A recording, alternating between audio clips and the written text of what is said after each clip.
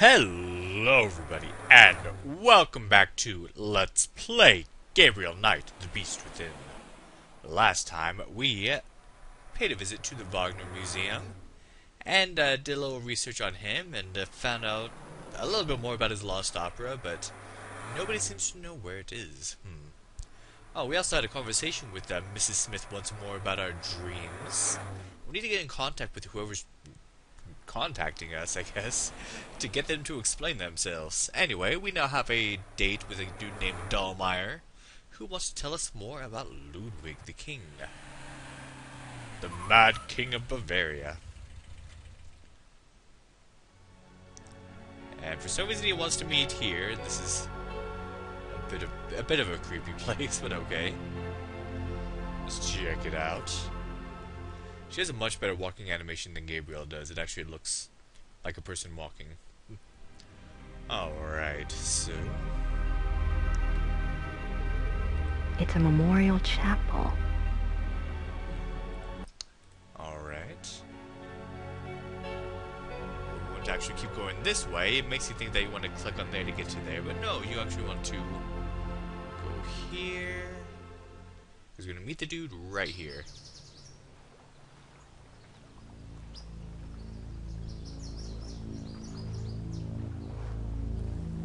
This is where he died. You must be Grace. Herr Dahlmeyer. Hello. Joseph. I didn't mean to startle you. I wanted you to see it. I feel him here the most, you know, more than at the castle. So, what did you want to know?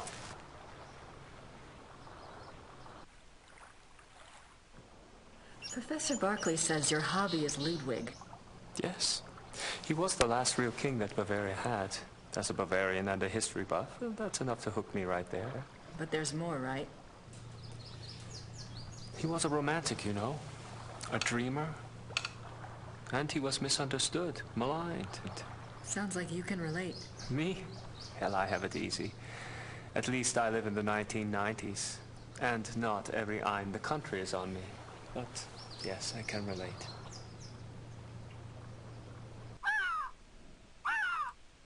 You know about Ludwig's diary, right? Of course. How can I get my hands on it? I'm sorry. I have been trying myself for 5 years. They keep it locked up tight in the Royal Archives, and they don't let it out. They must think it contains things that will hurt his image. They won't let anyone see it, not ever? Only one person outside of the government ever got to see it, a biographer, Sir Richmond Chapel. He had friends among the German royals, and they let him look at it. Did you ever try to contact Chapel? Pick his brain? No. And I don't believe I never thought of that. If you do and you find out anything, you must share. It's a promise. Jeez, why do they keep that diary so secretive? I don't know. It's like they could at least, you know, transcribe it into something. Tell me about Ludwig. I don't know where to start. There's so much. Politically, the most significant thing about Ludwig II was that he signed over independent Bavarian statehood to Prussia in 1870. Bavaria became a part of United Germany, and Ludwig became a figurehead prince under the Prussian Kaiser. Why do you think he did that? Bavaria had been involved in the 100 Years' War. People were tired of fighting. Prussia's push to unite the German states made some amount of sense. Still, Ludwig must have had other options. At the very least, he should have negotiated better terms. So what was the real reason? He was manipulated by Bismarck. At least that's what I think, anyway.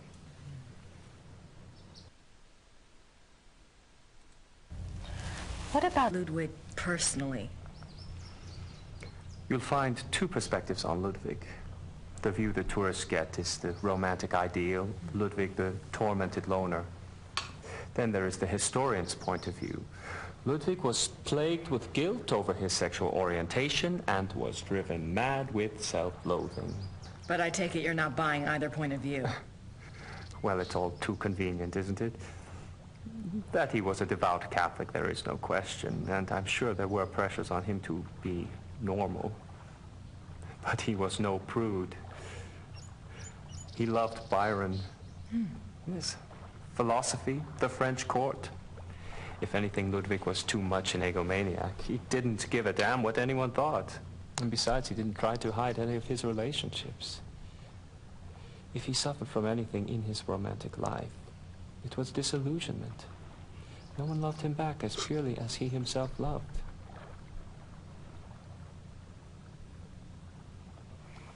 Well, if it wasn't sexual guilt that tormented him, what was it? I don't know. His diary was filled with self-guilt, but I'm sure it's not about that. If I knew, I'd write my own book, set the record straight, so to speak. So what was it that caused him so much guilt that he became a recluse? Have you read anything about Ludwig's midnight sleigh rides? Oh, would that have been something? To be out at night and suddenly see him sweep by with his entourage? They say the night agitated Ludwig, and that being outdoors and the rushing feeling of the sleigh calmed him down. Sometimes even the sleigh wasn't enough. He would stop in some remote woods, order his servants to stay put, and go wandering off by himself for hours. It drove the servants crazy.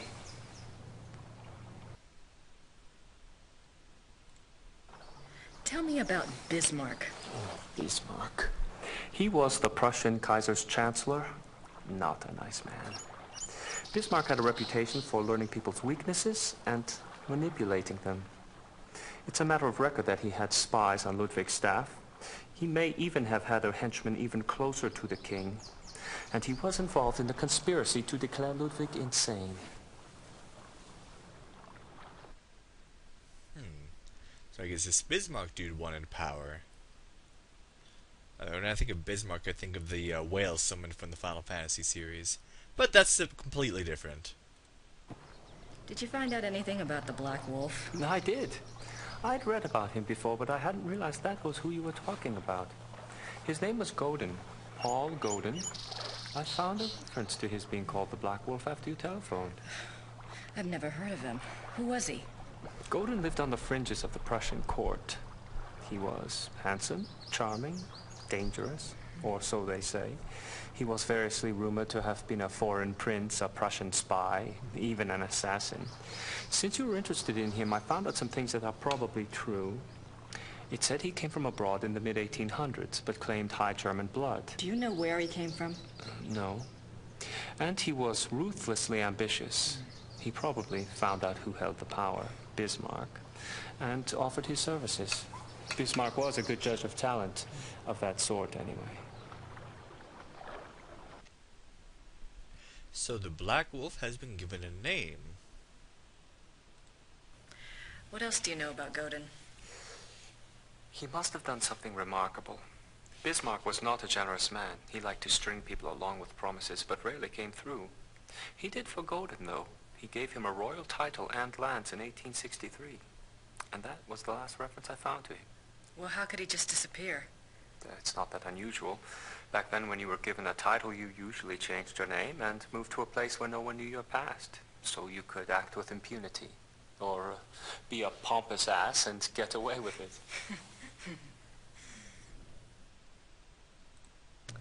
Is there any way to find out what Godin was called after he got his title? Is it that critical? It might be. Well, you could send away for a copy of the entitlement deed, assuming it has been destroyed during one of the wars. Godin's new name would be on it. But you would need a research permit from the government to access those records, and they can be very hard to get.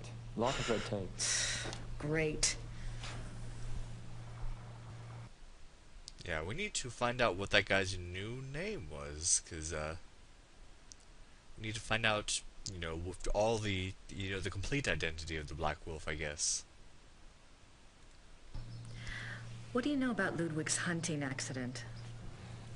A couple of years ago, I was introduced to this great old man, a real old world farmer. Well, his grandfather was Richard Horning, Ludwig's equestrian. Oh, he told some great Ludwig stories. Sometimes I get lucky. Anyway, he said that after the hunting accident, Ludwig got terribly ill, that he had a fever and was acting crazy. They were afraid that the wolf had been carrying a disease or that the bite had gone septic. A wolf bit him? Yeah, it's not so unusual. There were a lot of wolves in the Alps back then. The servants were really worried, but Ludwig recovered, physically anyway. Horning's grandfather said it was the fever that broke Ludwig's mind, that he was worse than ever after that. Perhaps you're starting to connect some of the dots here. What do you mean Ludwig got worse after the accident? Ludwig always had been a very private person. But after the accident, he got darker, more crazy. Towards the end, he was even forcing his servants to enter his chambers bent over so they couldn't see his face. Horning's grandfather said his temper was fearsome. He would fly into a rage at the least mistake. Must have been terrified of him. Yes, well. Horning's grandfather felt sorry for Ludwig, and Ludwig hated his own violence. He was always giving gifts to his servants to apologize.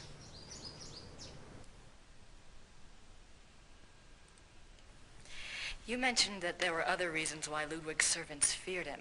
Ah, that's another of Horning's mysteries. There's a story about Neuschwanstein. Apparently there was a period of time of 2 or 3 months when Wagner would come and visit him Wagner? there. Yeah.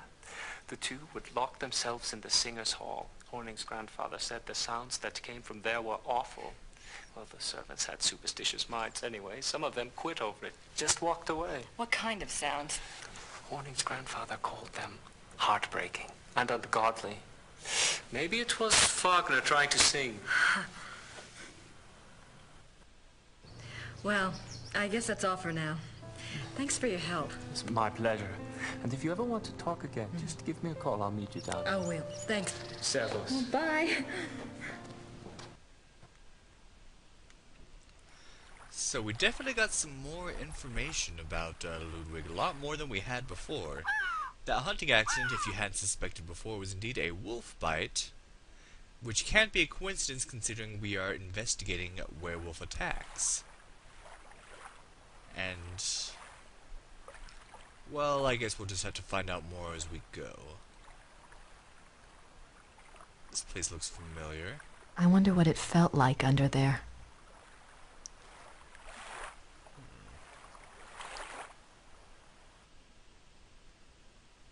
Anything else? I wonder what it felt like under there. Oh, that's all, because that's where, Ludwig drowned. Alright, well that's enough for now. So we have one place left to visit, and that is Ludwig's castle. I guess I have time to at least explore some of it if I can't do all of it for now.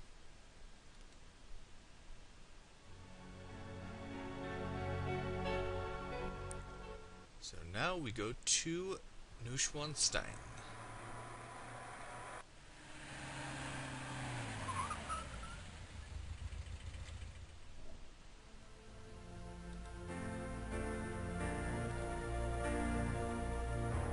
Check this out. These scenes seem to tell a story, but I have no idea what story. Well, it looks very Greek or Roman. Would this be Hephaestus? And we actually have a tour tape here. Our tour begins in the entry hall. Ludwig II lived from 1845 to 1886. He assumed the Bavarian throne at the age of 18 when his father died. Ludwig's passion was building castles. He built 3 during his lifetime: Linderhof, Herrenchiemsee, and Neuschwanstein. Plans for a 4th castle, Falkenstein, were underway when he died. In addition to his obsession with building, Ludwig also had a passion for classical heroic German mythology, a taste he shared with the German opera composer Richard Wagner. Neuschwanstein is decorated throughout with themes from these stories, most of which directly relate to Wagner's operas.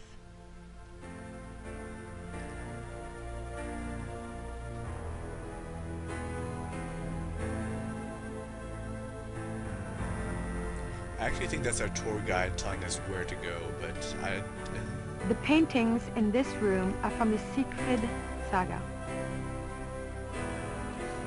But we can get some more information about these paintings, at least a little bit The more. paintings in this room are from the Siegfried saga. Siegfried, okay. So that guy pretty much just like goes to where we're supposed to go for each place. Anyway, let's see what this room is about. You are now standing in the king's bedroom. The theme of the bedroom is Tristan and Isolde, the tragic love story retold in Wagner's opera. The opera was given its first performance in Munich in 1865, and a 20-year-old Ludwig attended. This is probably the most elaborate and expensive bedroom ever created. It took 14 wood carvers 4.5 years to create this room. It was this kind of extravagance that bankrupted the king. In the years before his death, he found it increasingly difficult to find money from any source.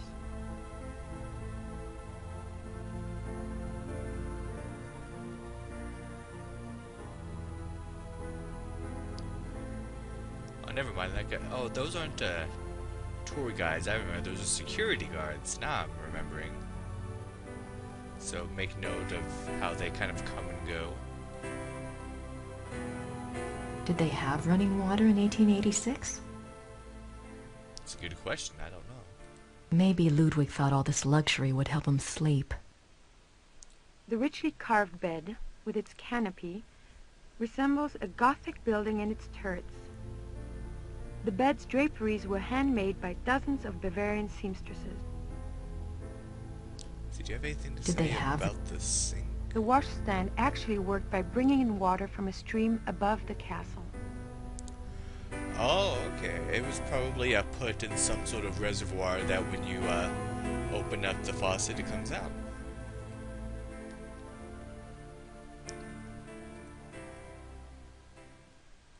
Scenes from the opera Tristan and Isolde.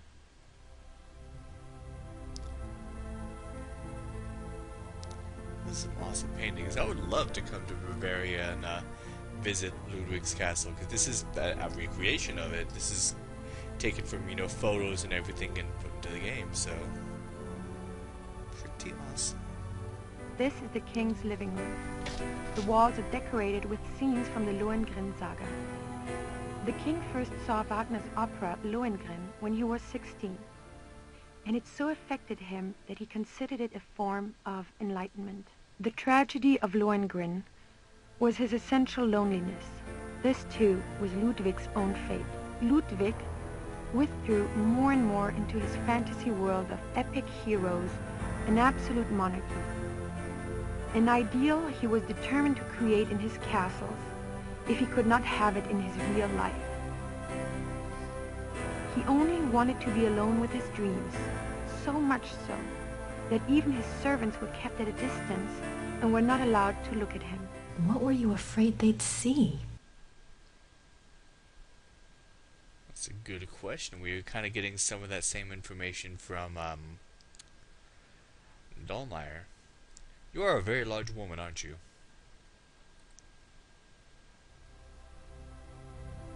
The miracle of the Grail. Okay, nothing else about it? Alright. These linens look seriously expensive and seriously old. Anyway, there's actually another exit down here, but first I wanna visit this place. This is Ludwig's private chapel. The king was a devout Catholic, as were all of the Wittelsbacher rulers. They supported the Roman Church even when other European countries were dominated by Protestantism.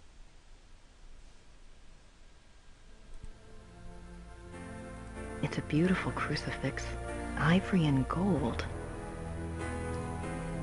I've never been into the whole extravagant crucifixes thing. It's just The Black Madonna of El Tadin. I wonder what her story is all about. don't get me wrong. A lot of the artwork from the Catholic Church from throughout history is just amazing, but it's just at a religious standpoint. The stained glass window depicts St. Louis receiving the last sacraments.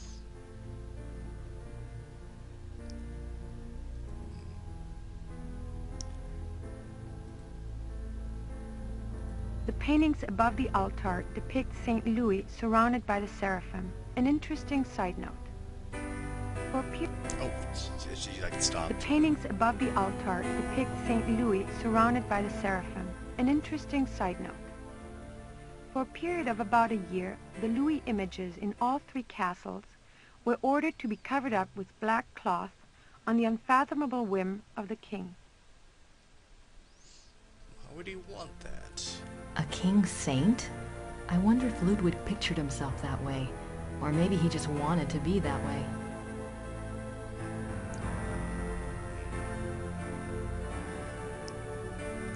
Alright, so let's go down here.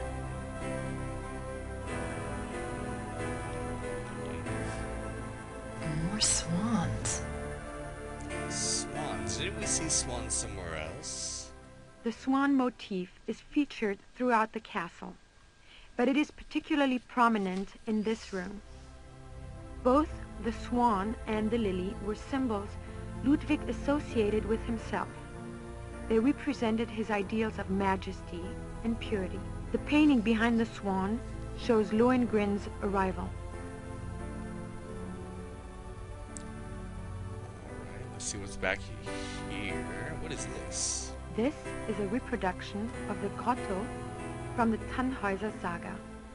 In such places, Ludwig could pretend he was one of his beloved mythic heroes. As the grotto personifies, the castles were solitary playgrounds built for Ludwig alone. He believed the masses were too coarse to appreciate fine art, and he seldom entertained guests. In fact, Ludwig had a standing order that upon his death, the castles were to be destroyed. Fortunately, the estate was in such debt that the castles were opened for paying tours only weeks after Ludwig's death. They haven't closed since. It is one of the great ironies of Ludwig's story that the castles that he was thought insane for building are now considered Bavaria's finest treasures. They have paid for their construction many times over.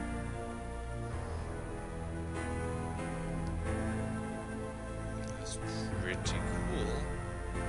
Especially considering this is built in the middle of a freaking castle. Like, this is in a building that they built a stone grotto. I can almost picture Ludwig in here. I wonder what he really dreamt about in this room.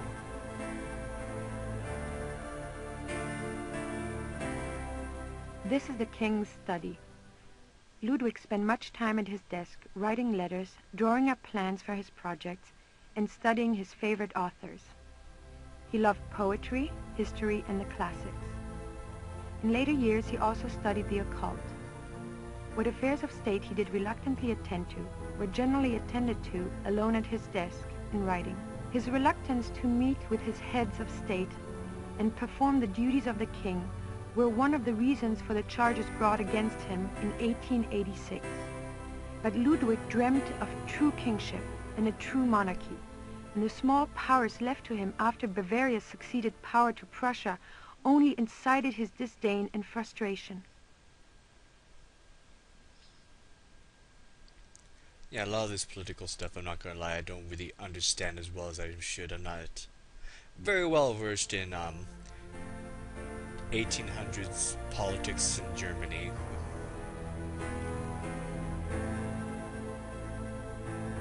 The study paintings depict scenes from the Tannhäuser saga and the Wartburg castle.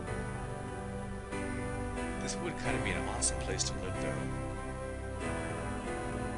The study paintings depict scenes from the Tannhäuser saga Oh, okay, and the same thing. Wartburg castle.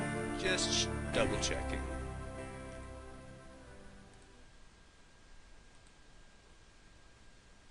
I wonder why he was studying the occult before he died. It's a good question. I wonder why... I doubt there's anything left in there now. Besides, the guard would kill me if I touched it. Too bad there are guards here watching us. Alright. Let's see what else there is. This is the final room of our tour, the Singer's Hall. It was modeled after the Singers' Hall of the Wartburg Castle, where minstrel competitions were held in the 13th century. The hall was built for small private concerts, but Ludwig himself never gave one here. It is said that during the last few years of Wagner's life, he came to Neuschwanstein frequently and performed for the king alone in this room. The hall is probably best known for its enigmatic wolf paintings. The original paintings were from the Parsifal saga, but in 1882, Ludwig had them replaced, supplying the description and titles of the new paintings himself. While all the other rooms in the castle show scenes from Wagner's operas, the scenes in this room are not from any opera that anyone can identify. It is yet another of the many mysteries associated with the life of the fairy tale king. Hold on a tick, wasn't there a missing opera by Wagner?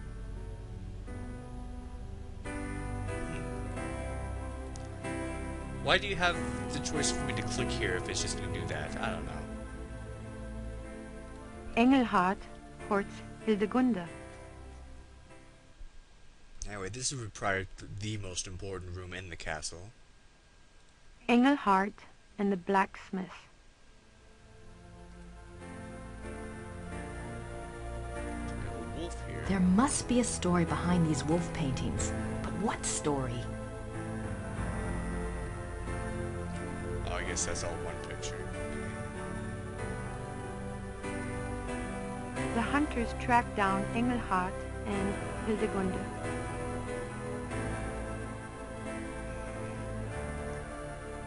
I believe that's it. Now let me just find my way out of... Oh, no, there's more over here. Hildegunde's imprisonment.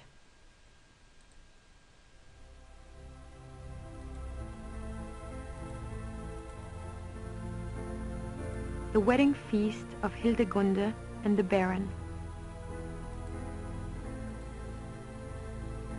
The death of Engelhard. Engelhard. But he was also shown as a man in other paintings. Interesting. Oh, wait a minute, let me... I want to make sure I don't miss anything. Oh, great, now I have to find my way back through the grotto, back through here.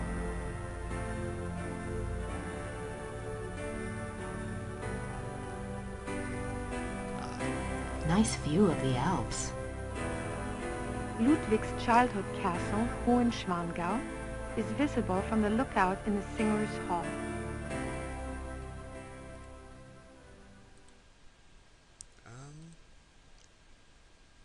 I actually do believe that this is now it. Alright. Now where was the actual exit? There we go. Well, that was very educational. That's more or less the last of the very historical learning part of the game. Let me know how you liked it, because like I said, it's not everyone's cup of tea. Either you really find it really interesting or really boring. Anyway, how can we put this information to use? Well, let's see what we can do next time on Let's Play Gabriel Knight, the Beast Within. Thank you for watching, and have a good day.